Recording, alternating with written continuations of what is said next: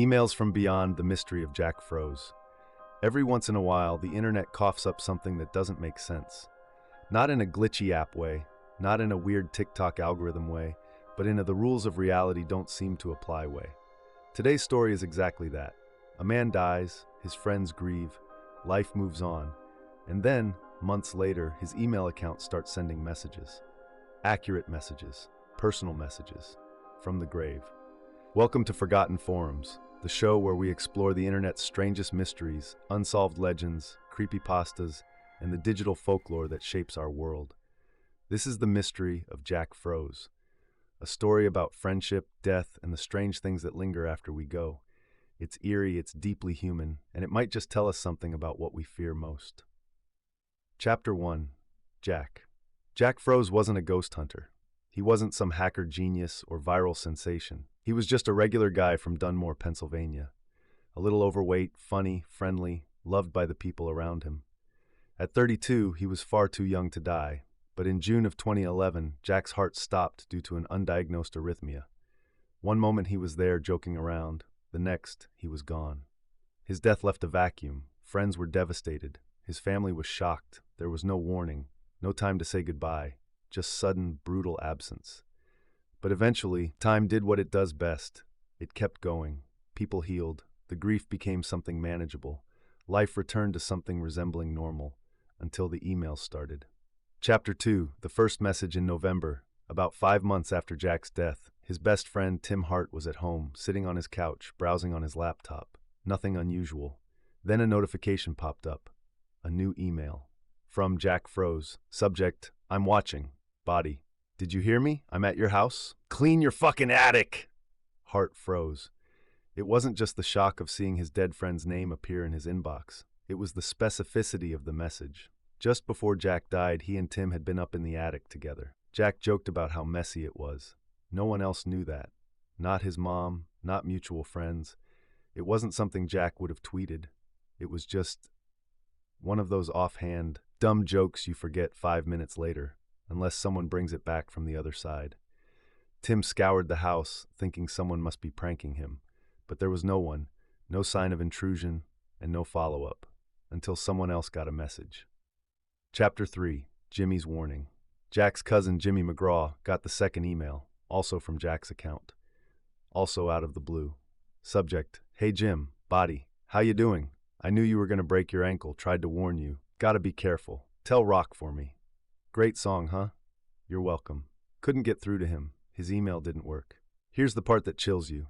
Jimmy had broken his ankle. 2 weeks earlier, Jack had been dead for 5 months. The reference to Rock remains unclear, but the tone, it's casual. It's Jack. Friends said it sounded exactly like something he'd write. Slightly weird, slightly funny, unfiltered, personal. Just one problem. Jack was dead. Chapter 4. The theories. So how does a dead man send emails? Let's break down the theories. Theory A. Someone hacked Jack's account.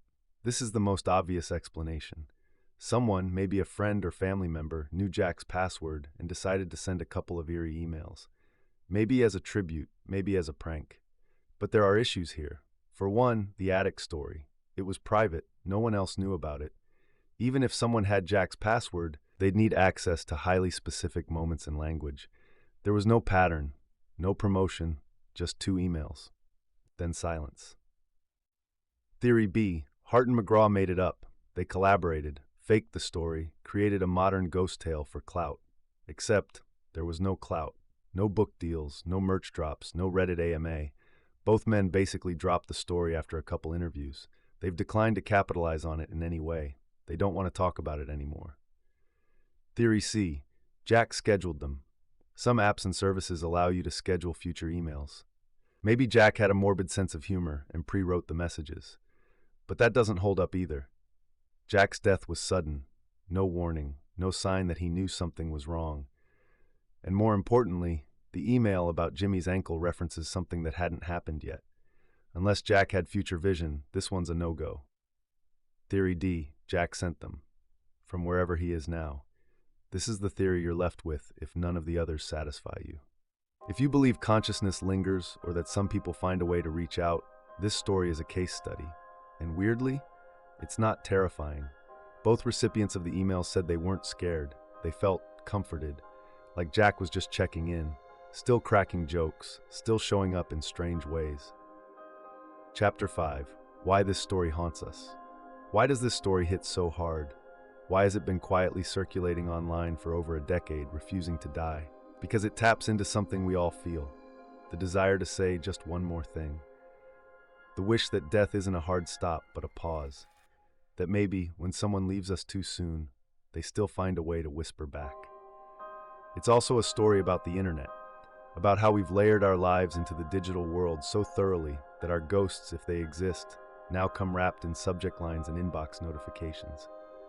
In the old days, ghosts rattled chains. Now they send push alerts. Maybe it wasn't a ghost. Maybe it was a glitch, or a prank, or a secret someone's taking to the grave. Or maybe, just maybe, Jack found a way to hit send. Not for revenge, not to scare anyone, just to remind his friends that he was still listening, still watching, and yeah, still wants you to clean your attic. Thanks for listening to Forgotten Forums. If this story gave you chills, a laugh, or a little something to think about, hit subscribe. And maybe text a friend you haven't spoken to in a while. You never know what might be waiting in your inbox. Do you have an alternative theory about the emails from Jack Froese? Write a comment. We'd love to hear it.